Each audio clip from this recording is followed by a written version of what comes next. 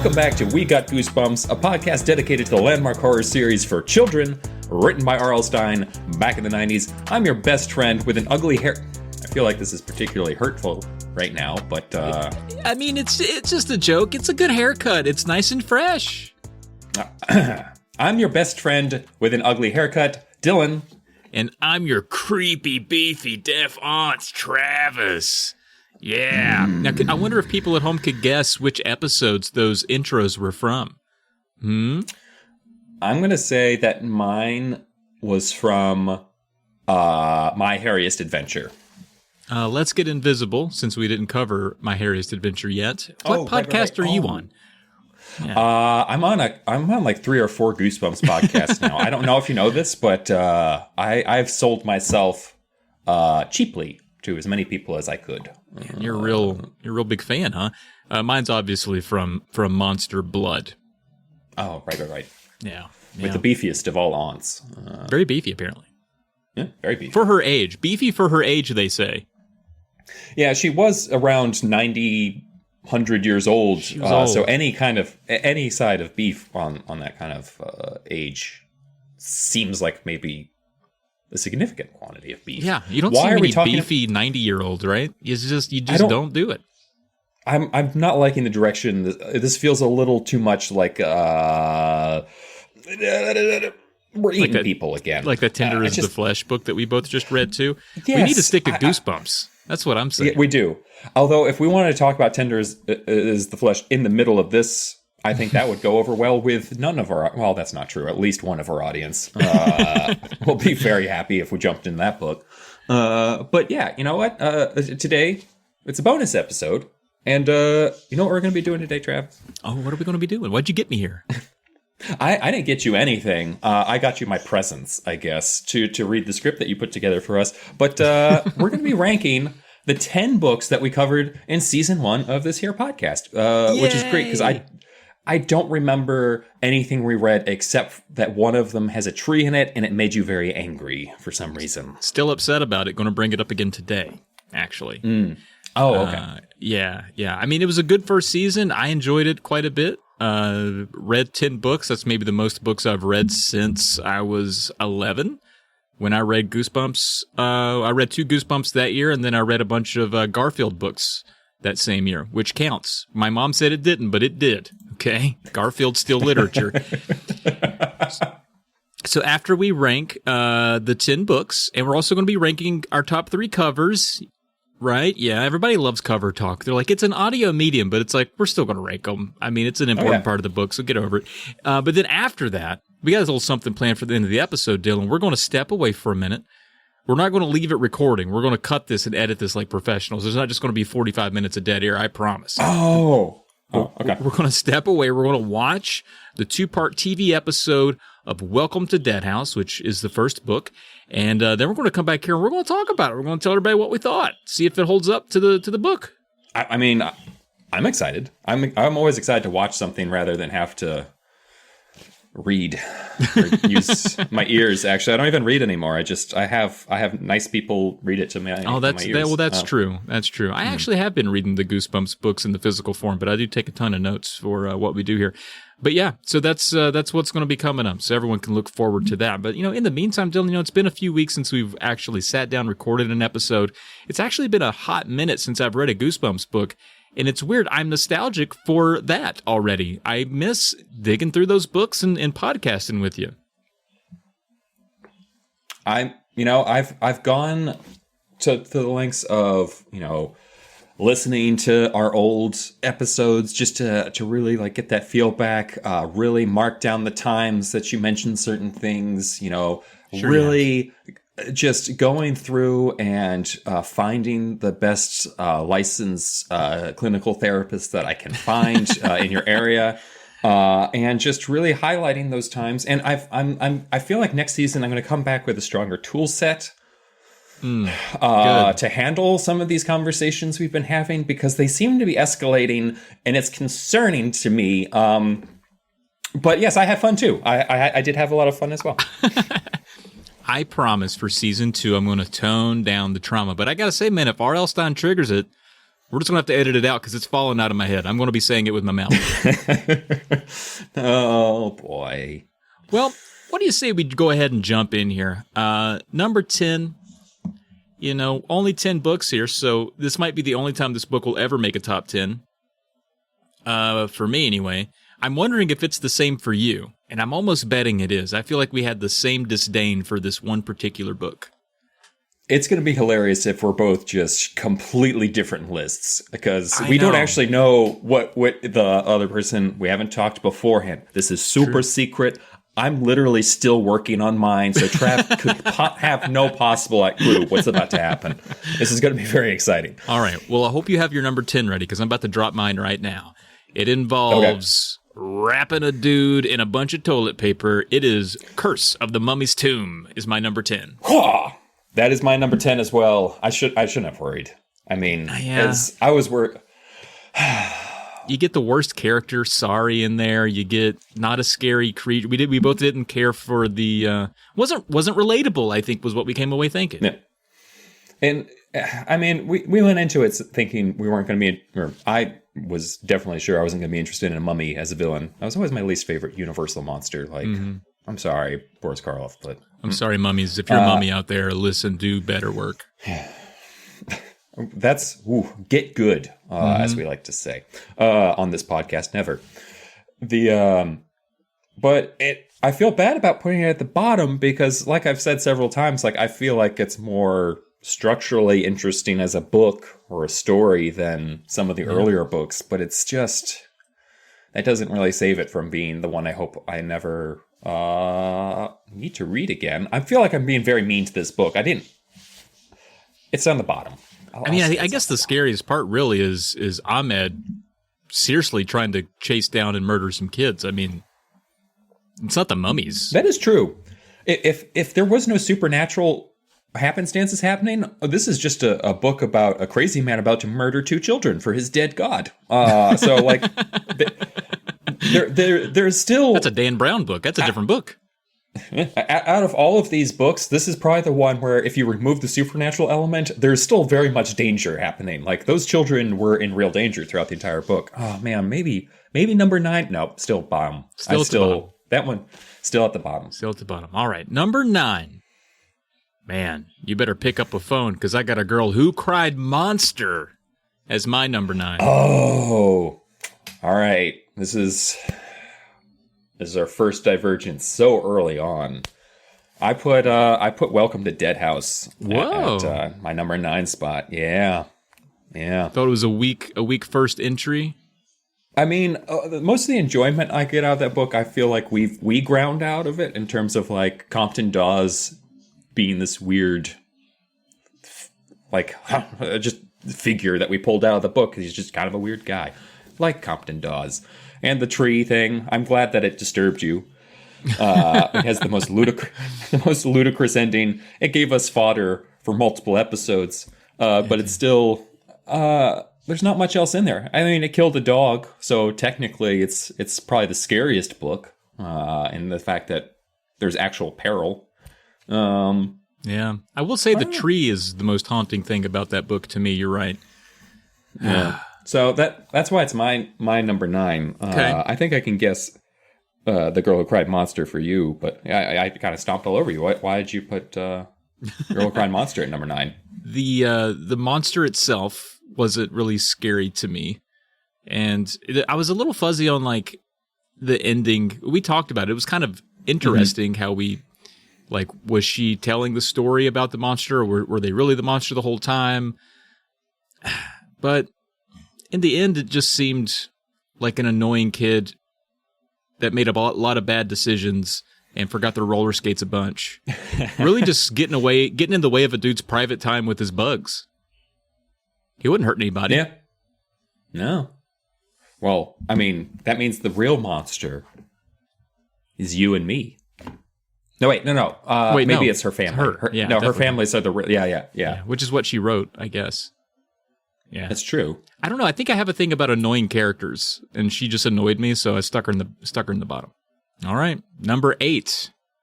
And you better get up those steps, because I need you to stay out of the basement. You know what? I'm actually going to go down the stairs with you because Stay Out of the Basement is my number 8 as well. Wow. I have a feeling our bottom 5s and top 5s are probably going to be the same books, just kind of squinched around a little bit. But Which is, I think, a good sign. I think it's a good sign to have some consensus. Means I don't know, we're made for each other. Is that okay to say? I mean, it's a little aggressive, but you know what? I'm feeling it right now in multiple areas. So let's go for it. Let's just get into that basement together, into a nice, humid closet together.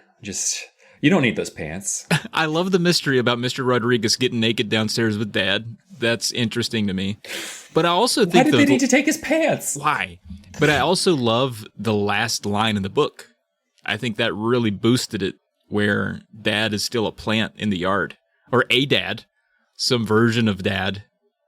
Some replicant plant of Dad is in the yard saying, "Don't step on me, I'm still Dad." I thought that helped it out a bunch. The monstrousness of the dad in the book, which is never addressed, he should be like brought up before like a tribunal on some just crimes against humanity. Truly. He is a monstrous person. Like the part where he's just like, "Don't worry, I'm going to take all this new life and burn it in the backyard, and the screams shall be our dinner tonight." And she's like, "Okay, Dad." We need you to not do experiments in the basement anymore. I felt like Stay Out of the Basement is a lot of fun, and I think maybe the book I read the most as a child because there were still, I think I told you, I don't know if I even said on the episode, when I started reading the book, I was just like, oh yes, I don't even need to read chapters of this book because they're burned into my brain from when I was a child. Like, oh yeah, this is the part where he throws the frisbee, but she drops it, and he has to they call each other out about it. It's like, that's the shit I remember from that book. Yeah. And nostalgia's not taking that one out the 8th spot for me. There is too much up the stairs, down the stairs. A little too padded. I agree with that. All right. My number 7. You better get up the driveway because welcome to Dead House. You see, it's weird that you say that because that's not number 7 for me. In fact, it might be The Girl Who Cried Monster. That's my number 7. Is it really? So we crazy. just switched them, huh? Yeah, we switched them. Nice, yeah. And I think if you caught me tomorrow, I might have them switched too. I just see them as sort of lower tier. But in your complaint was fair. It's a very slow burn, that first one. I think they both have the same problem, and I think maybe it determines how much that problem bothers you maybe to some degree, which is their endings they don't stick the ending nearly so well. I think Welcome to Dead House does it better. Yeah, I think slightly. Like the actual ending of Welcome to Dead House, it's that tree part that gets all murky, herky-jerky in there. Yeah, whereas like The Girl Who Cried Monster, I think the ending is the worst part because it's literally like, and I get it's a kid's book, but like they gobbled him up in a whole second and he couldn't even say anything. Oh, it was probably painless, quiet death. And he's gone forever because your parents ate a man alive. Seriously. Like, what are you talking about? I mean, Welcome to Dead House, what is it, Amanda? She has a dream about her friend and a bunch of bones. Like, he didn't really hold back there. There was some suffering going on in that scene. Yeah. Eating bones at the kitchen table, just... Yeah. Which maybe she was having a flashback or of some like out of existence dream about them eating, the family eating Mr. What is his name, Mortimer or whatever, in Girl Who Cried Monster. Yeah. I'm thinking maybe the universes are connected through the dreams, but now I'm just making nonsense. Let's go to number 6. I feel like yeah. Hey, better get your hand out of there because it's Night of the Living Dummy. Oh no! You know what mine is? Number 6, because it's actually not Night of the Living Dummy. It's this fella right here. It's Monster Blood. Monster I used Blood. to visual aid this time. I don't know why, but you did. You just showed me. That was Monster Blood, everyone. He held up the book. Yeah. I said Monster Blood too. All right. But let's flip the script a little bit. Why is Night of the Living Dummy number 6 for you, buddy? It's a good question. I mean, I liked it. We're getting to where I'm starting to like them more in this list than dislike, I guess. I just happen to like it a little bit less. I think when I was when we were reading the book that week, I said, man, this thing is just burning super slow. And then it finally gets fun at the last 30 pages. I think my favorite part of the book, or the book actually gets fun to me when she goes and has the play where Mr. Wood just goes nuts and is hilarious. And that's when I started to like it, but that's not because it was like spooky or anything. It was more fun. So I definitely had fun with it. I don't know. There's something about the doll that I just didn't buy. I just thought it was kind of goofy. I'm not going to pick you apart at this point. It's kind of weird to be like, how dare you put Night of the Living Dummy at number 6? Because I still liked it. Yeah. And that's the case for me in like Monster Blood, because it is very much like there's parts of it I kind of love. Oh my goodness. Wait, don't tell me. Catherine. Catherine. It's crazy. Yeah. I haven't referenced any of these names. They've been falling out of my head. That's crazy. I mean, all the names are just so generic. That's true. Haunting. Like, I only remember Evan because I particularly didn't like Evan as a child.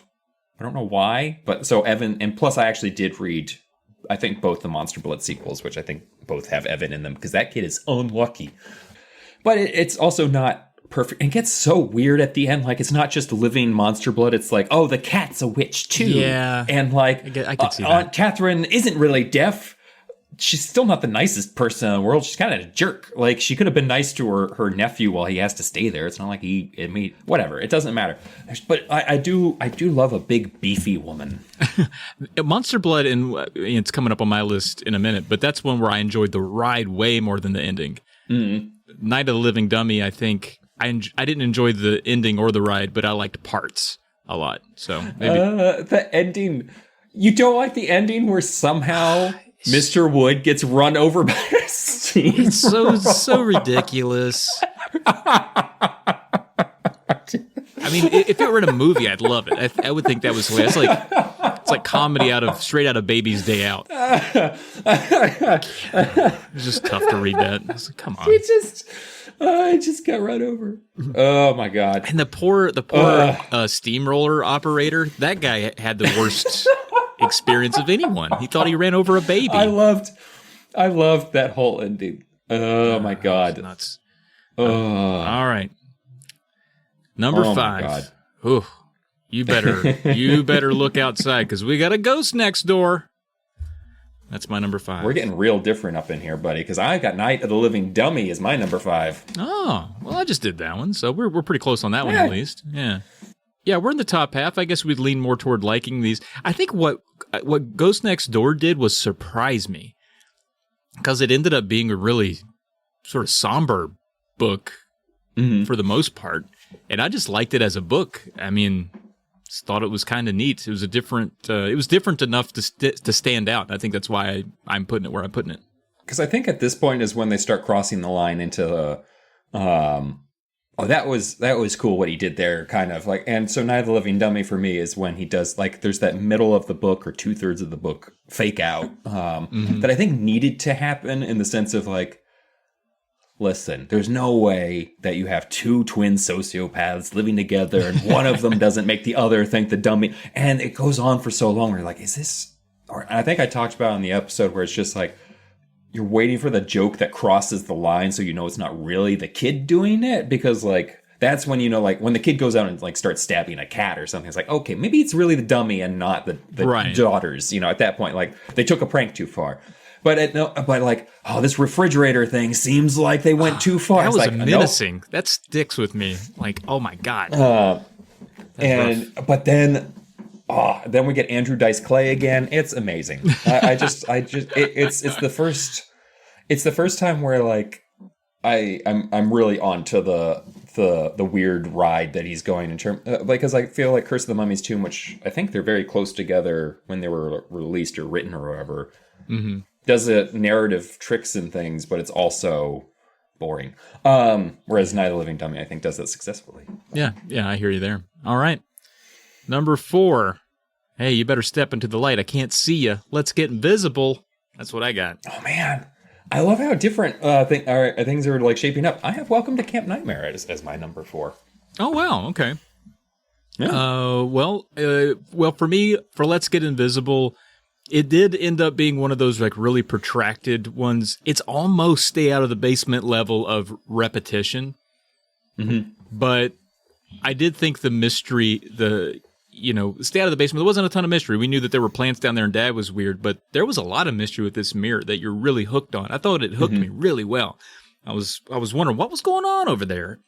And then the ambiguous ending, you and I had a great discussion about, who was what, who was actually real at the end, was Lefty involved? I don't know. It generated a lot of really cool discussions. So I think that one was a lot better than I thought it would be, just based on the topic. I was like, Invisible, this isn't going to be a spooky one. And it kind of wasn't. It was just really interesting.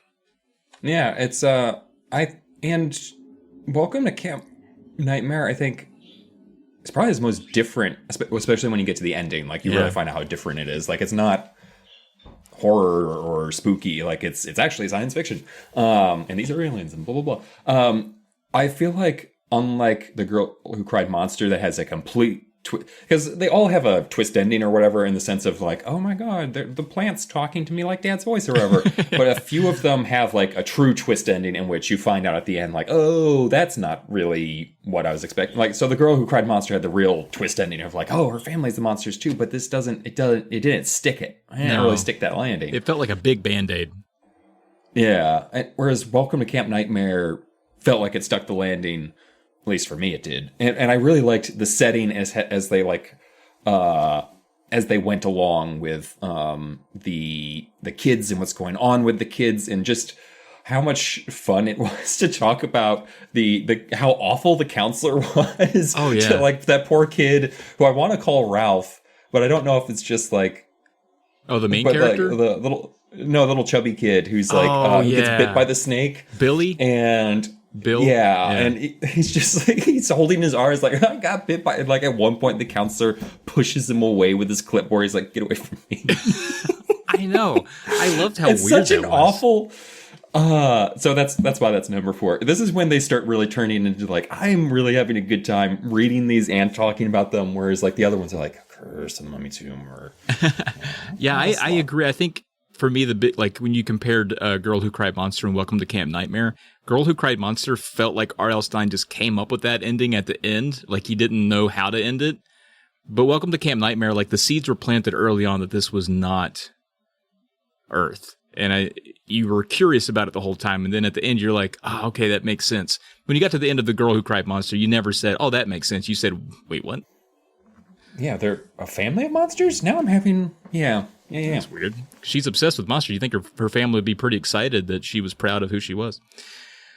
All right. So that was number 4. Mine was Let's Get Invisible. Yours was Welcome to Camp Nightmare. Now on to number 3, the top 3. Here we go. Now, interestingly, you've already named a few of mine that I have in my top 3, so we're very divergent. My number 3 is Monster Blood. Really? Yeah. All right. I enjoyed that ride a lot. I thought that was fun. You know, the dog and Catherine, you never really knew what Catherine was up to. I agree, the ending was a little wild. I think that got really, I don't want to say like out of bounds, because what are the rules?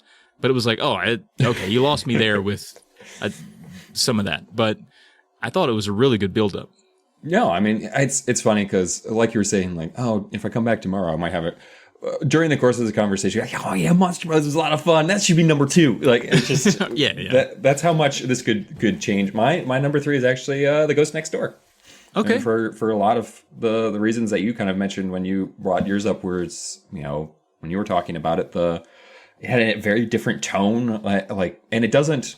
The tone's not happier by the end, because it's like, oh, she's straight up dead. She's been dead this whole time because her and her little brothers burned down the house with everyone inside. Still guts me.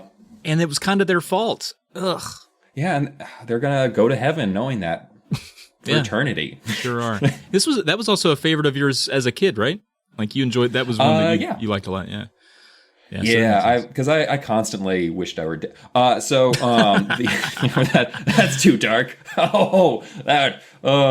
We said we would tone back the childhood trauma, Dylan. We told the people we would. Right. No, that's not even. We told the people. It's not even accurate. That's not even accurate. Okay. All right.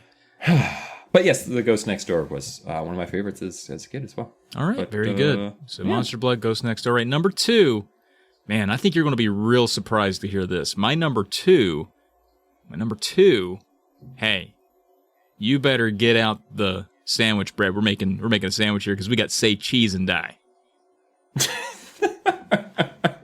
Because cheese goes on a sandwich. I hate you so much. I love me. that I hate me too right now.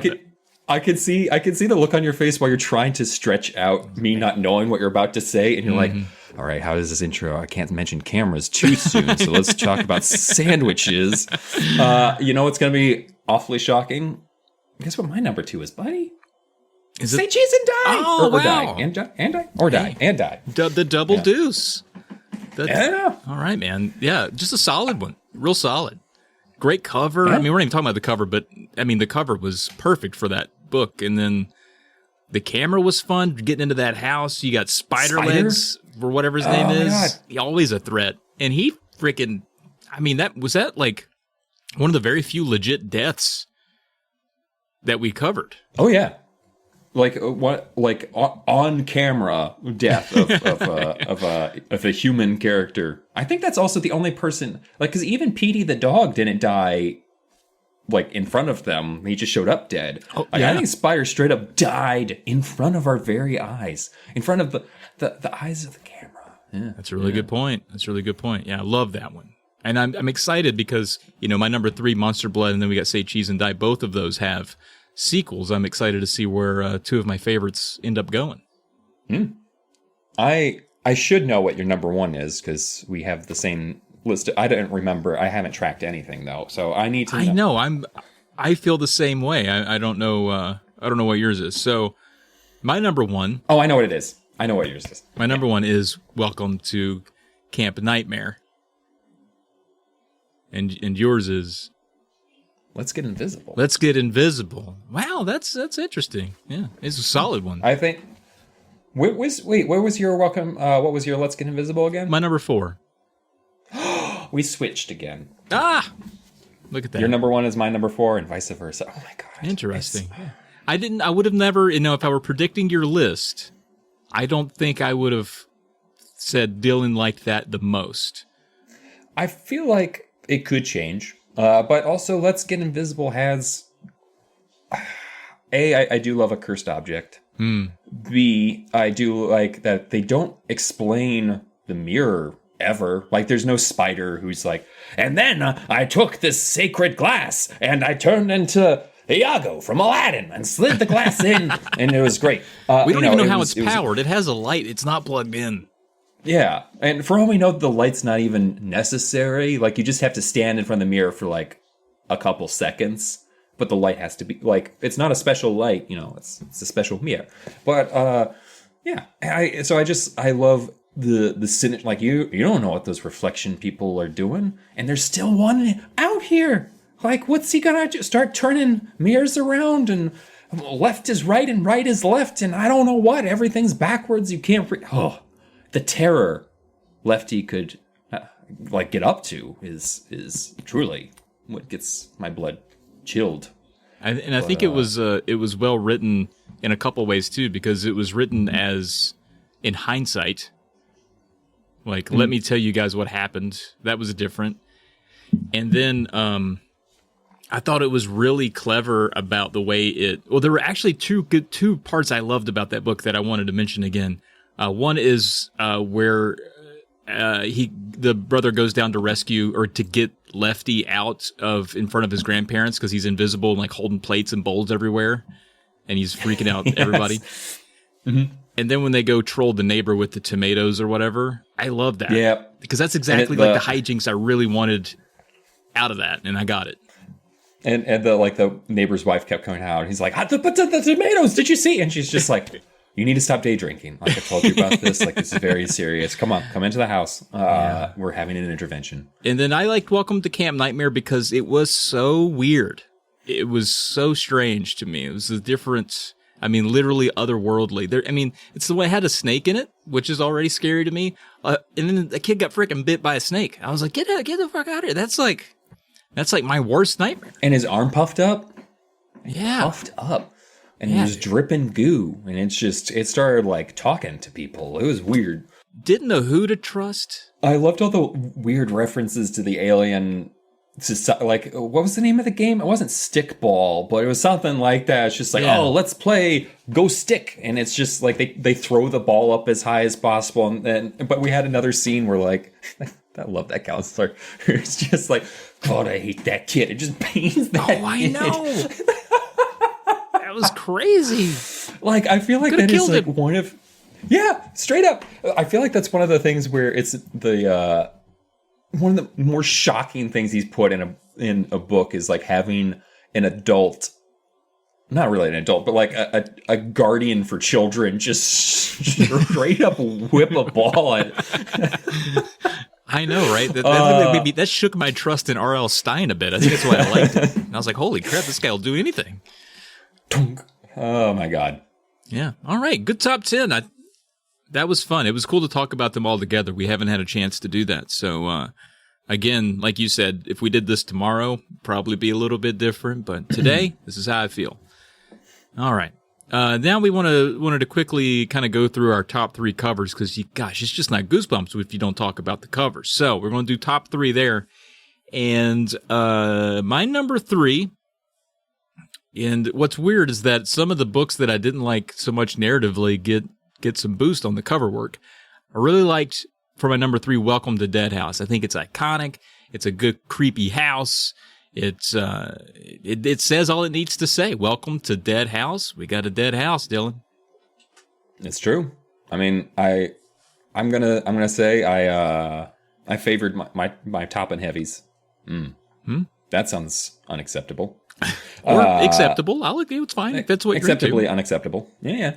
So my first one, which is my third one, is actually Say Cheese and Die. I mean, it's one of the more iconic Goosebumpers. It's so the reason why I'm putting it at the very bottom of my top 3 list, though, and not that that's very low on the list, but it's more comedic to me. It feels it's skeletons having a barbecue, but I still love it. Like it's one of those covers where I think of Goosebumps covers. I think of Say Cheese and Die and a couple of others as being those iconic ones. Right on, right there with you. All right, my number 2, which is weird because it's a kind of simple cover, but I like it a lot. Stay Out of the Basement. Guess what my number 2 is? Is it? It's Stay Out of the Basement. Wow! It's Stay Out of the Basement. Yes. Oh my God! I love it. Don't like the redos. I like that original. No, yeah, but it's just a perfect, like, I could see that as like a horror movie poster. I could see that as like EC Comics cover. Like, I can see it's just it's another iconic, that really hand is.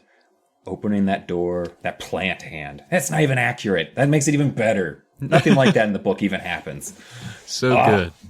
And then my number 1 was actually your number 3, Say Cheese and Die. I like that one quite a bit. Now, I will say that's way too many. What do they got? Hot dogs, cheeseburgers? Way too many for that family, especially because they don't have stomachs. But I do like, I'll say I like how cheesy it is. I'm not surprised. You know what? Those skeletons in Say Cheese or Die. Say Cheese or Die? You thought they had an option? I always assume that there's an option. Like in Welcome to Dead House, those people eat bones. So like they're like the natural predators of the Say Cheese and Die family. Like they need to be careful. Like they'll read Welcome to Dead House, they get to that dream scene and they're like, oh shit, this is horrifying. Like they're eating bones. That was right on, man. Was that your number 1? Was Welcome to Dead House? No, it's Let's Get Invisible, actually. Man, you like that one a lot. I do like that one a lot. Like that's another cover that was seared into my brain as a child. And I know it's not the scariest cover, but it's a very evocative cover because it's kind of like, this is the start of this adventure, and you know R.L.'s going to take you someplace with it, and it's no place good. Like, I like how evocative that cover is. Yeah, I like it as well. And artistically speaking, it does a lot of what Tim Jacobus does best, which is just encapsulate somehow every element of the 90s in a single image. Like that kid looks so out of 1993 or 4. Oh yeah. Oh yeah. Well done. Well done. All right. Well, we've done it. We've ranked our top 10 books of the first season. We've ranked our top 3 covers of the first season. Now we're going to go watch the television. I don't know. Was it made for TV? What did it come on? I don't know. I didn't watch. Yeah, it was like Fox, I think, had it. It was like I think it was in a weekday. I'm gonna be honest. You and I think, are in the same boat with this. I think I maybe watched a couple episodes, once each, but not even. Yeah. So. Yeah. Well, lucky for us, Welcome to Dead House, which so happens to be the first book, so we're going to make it the first episode of something that we watch, is a gosh dang 2-parter. But they didn't release the TV episodes in the same order they released the book, so this comes like in the middle of the run. But we're going to watch it anyway. So, folks, sit tight. We'll be right back after these messages. I've always wanted to say that.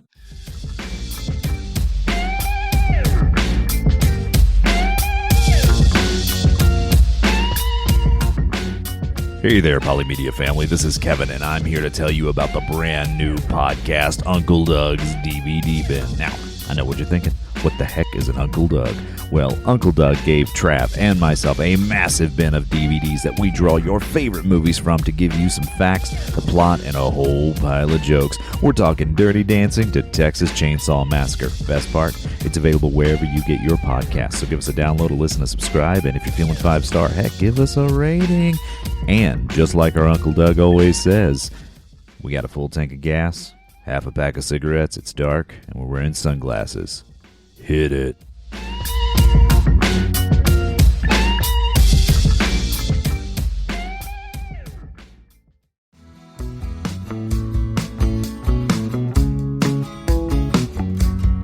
Did you know that during her various tomb raids, Lara Croft often contracts the services of a perverted Sherpa named Greg? Did you know that Gordon Freeman actually does talk, and once you hear his voice, you'll realize why the Half-Life game developers refuse to write any lines for him?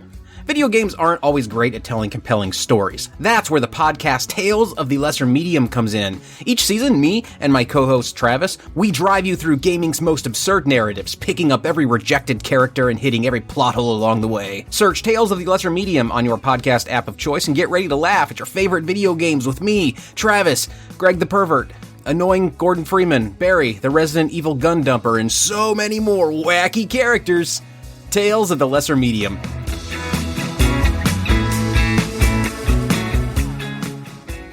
And we're back. Man, Dylan, we just watched that big old long girthy 44-minute episode of Welcome to Dead House. And, it had me in the first 2 minutes. I was like, a lot like the book.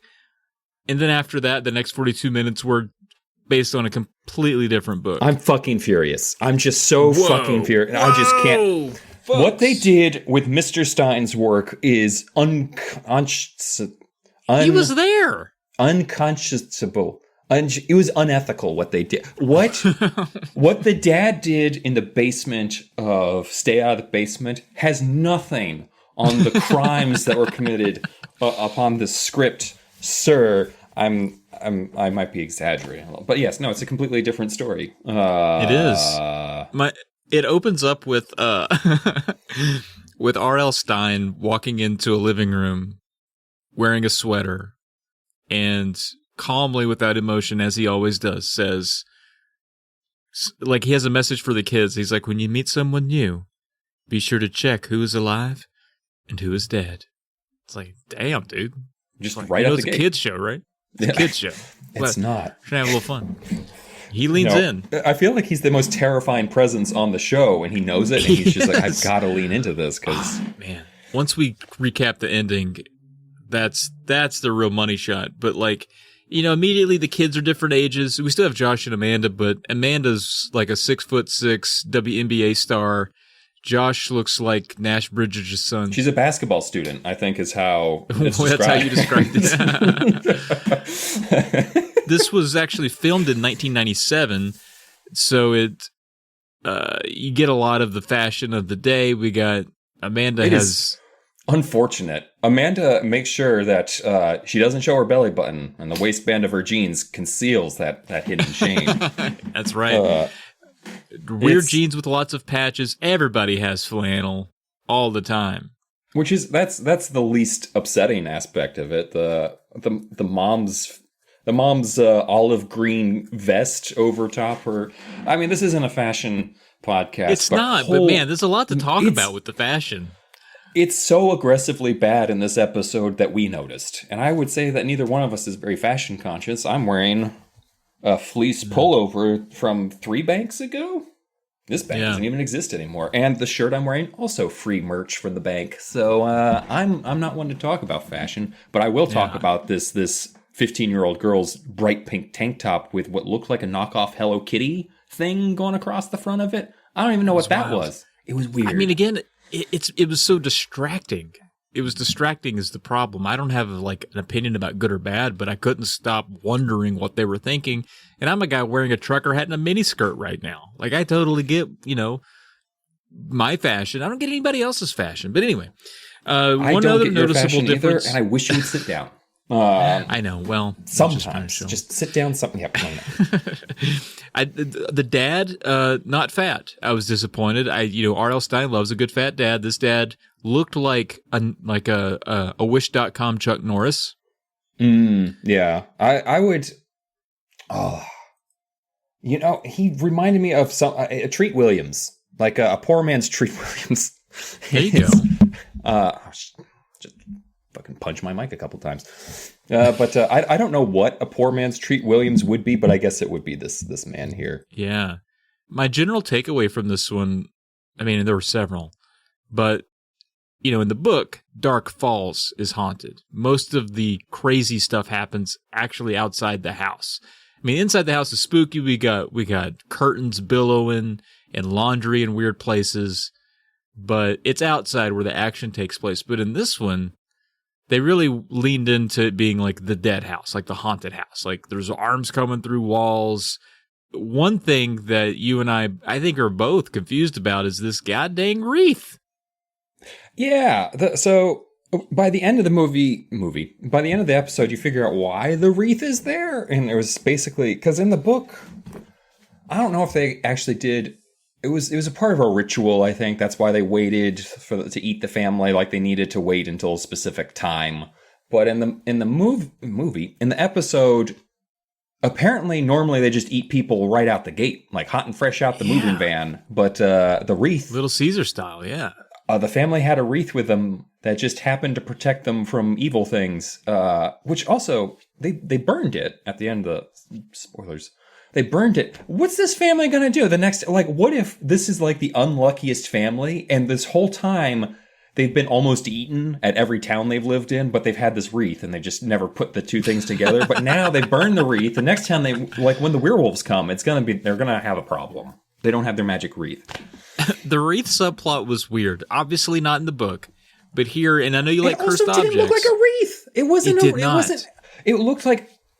You came up with so many. It looked like chewing gum that had been smeared, like different pieces of chewing gum. Yeah. I think at one point you said it looked like dried shrimp. Like it didn't look like a wreath. Like it just a series of gross objects in a wreath format, framed in a picture frame. Framed, right? That's not a wreath. When I think of a wreath, I think of like a standalone, like circle, like a ring of weeds and limbs.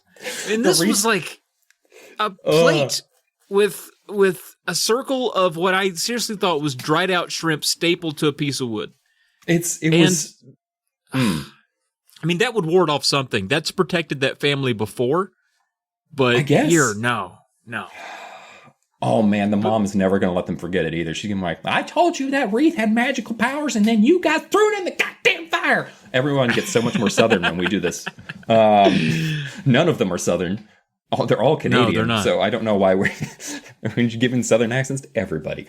And I said subplot, but the wreath is a whole thing because where the tree was my MacGuffin, I don't know if I'm using that term right, but like the tree was like the weird, like, oh my gosh, I can't believe she knocked over the tree and that saved everyone.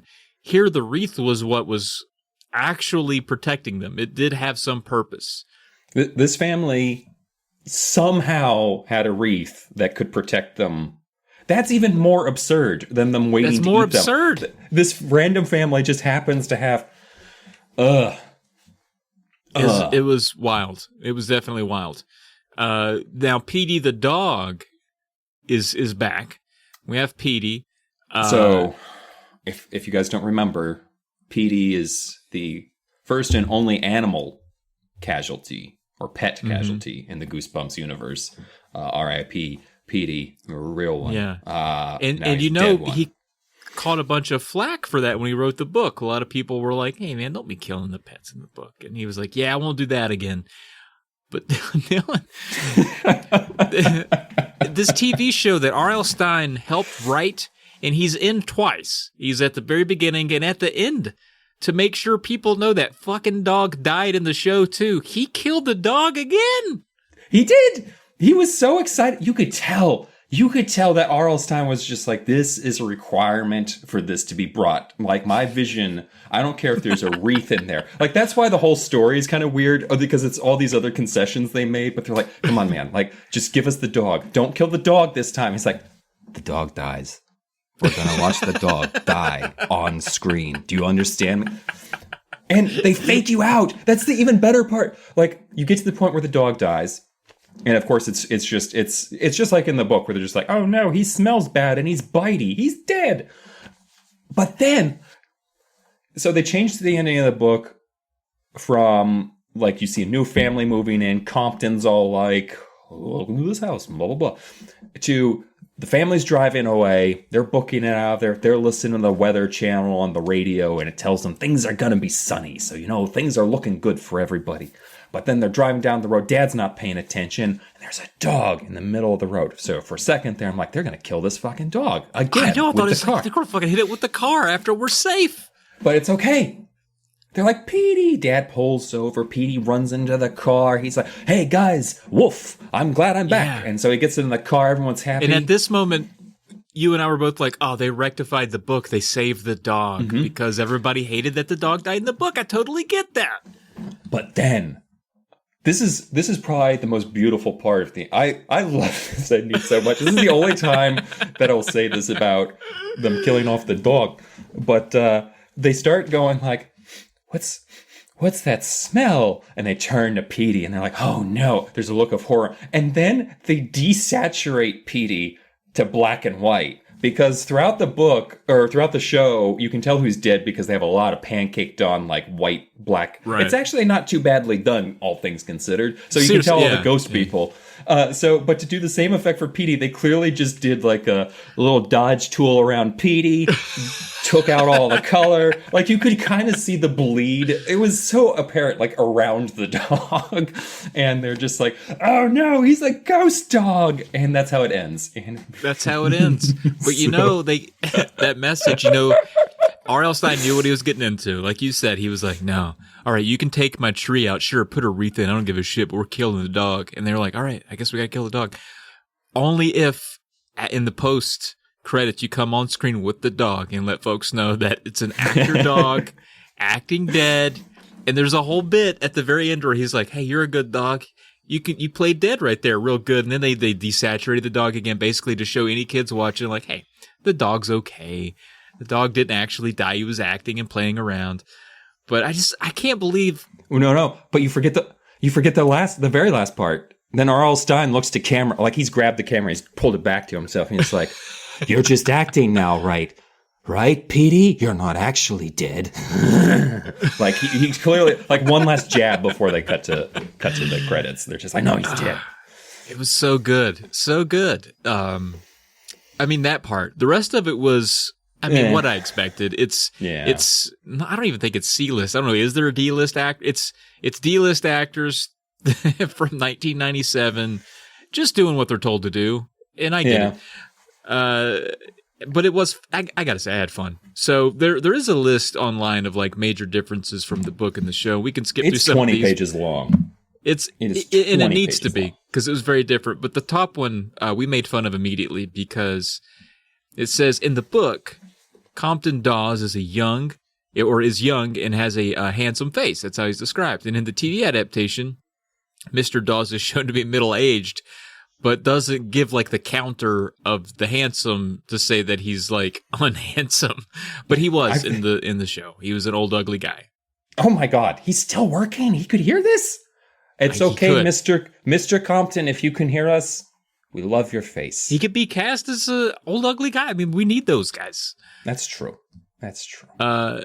Let's see. In the book, most of the residents of Dark Falls used to work at a plastic factory, and in the episode, it's a chemical factory. Not a big difference there, but they do leave out the yellow fog bit. In reading these 5,000 different little comments, I'm starting to be concerned about the person who compiled this list, because they're clearly not okay. Like, it was never stated in the book whether Mr. Benson had a beard or not, but nothing indicated that he did. In the episode, the actor who portrays him, Benedict Campbell, has one.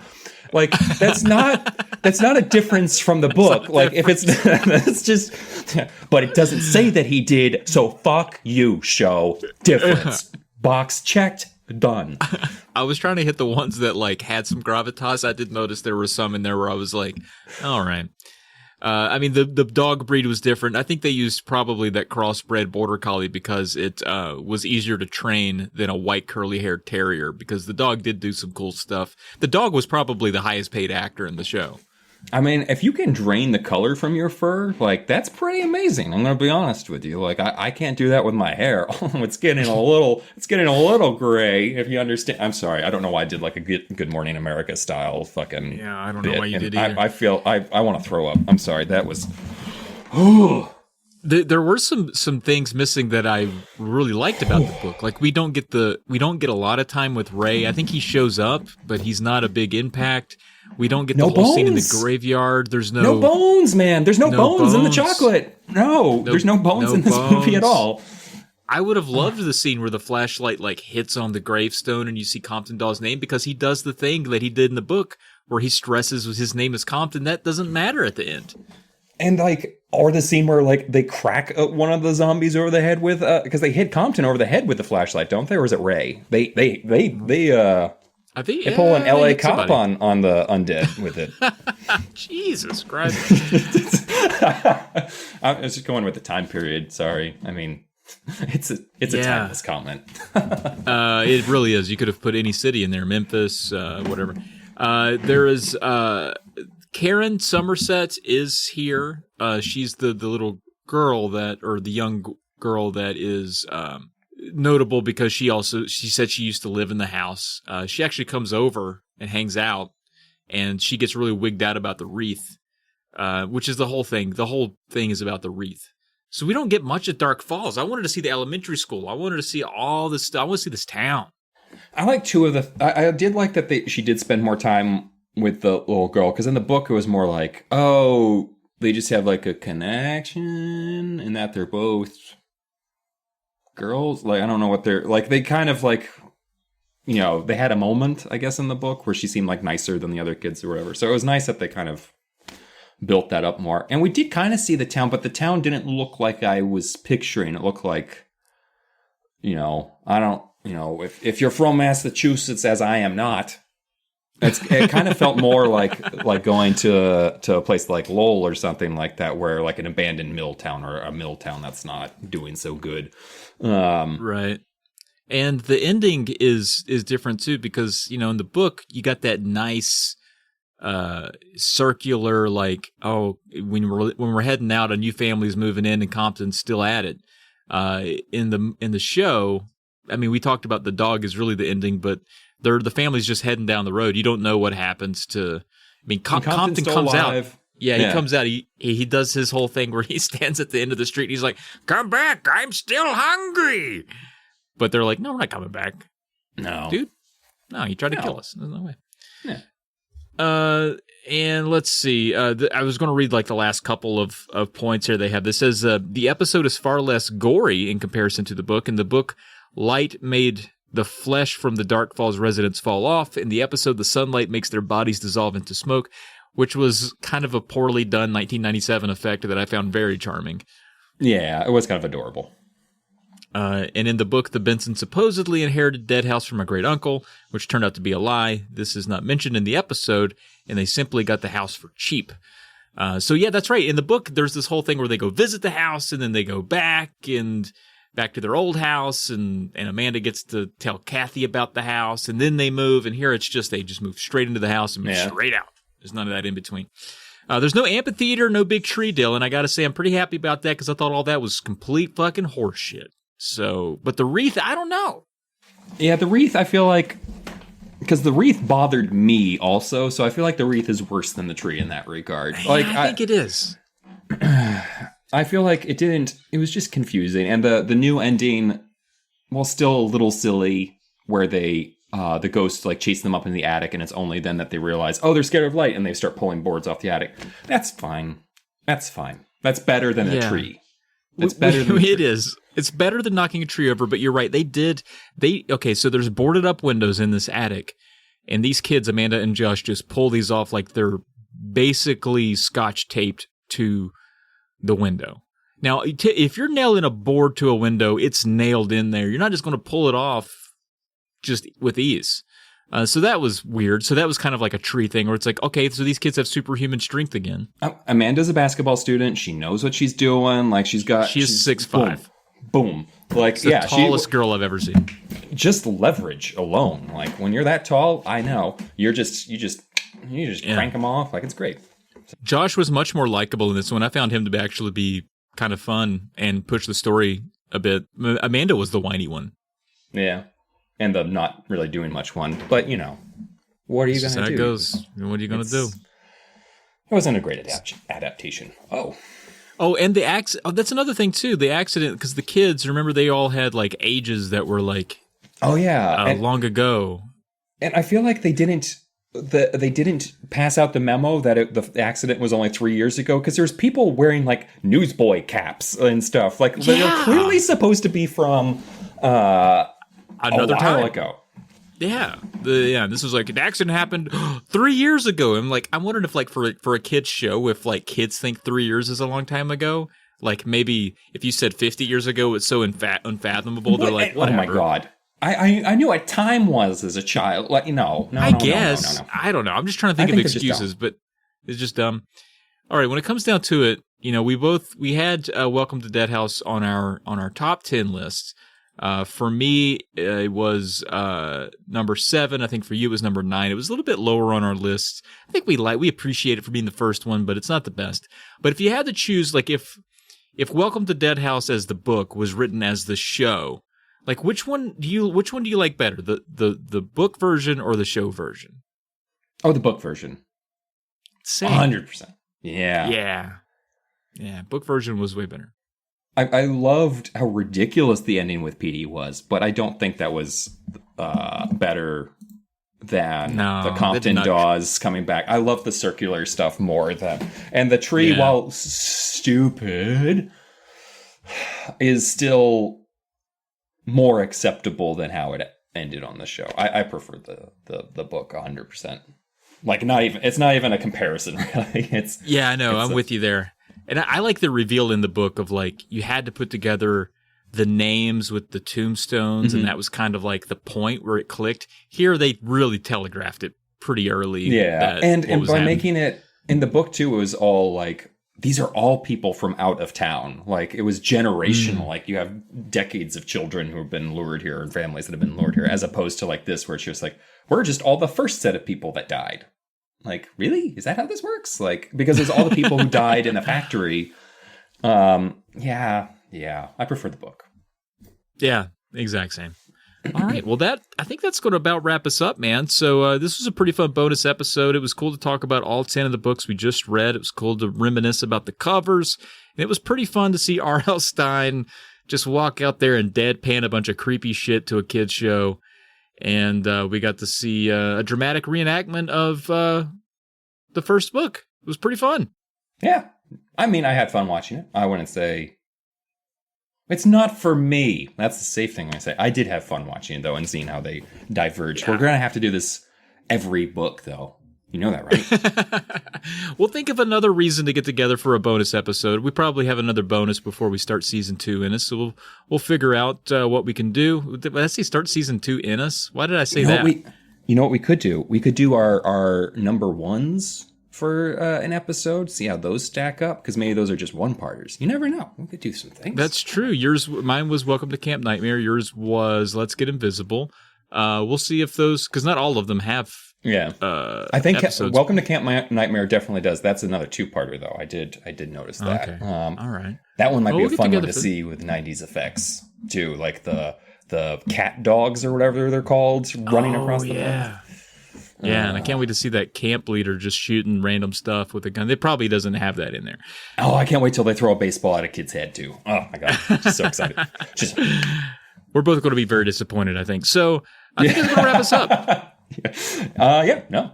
Yeah, thanks everyone for listening. It was a great first season. We've gotten a lot of good listeners and new listeners, so we appreciate all you've done. Be sure to, whatever you do for podcasts, I almost said like and subscribe. I don't think that's a thing, but be sure to rate and review us.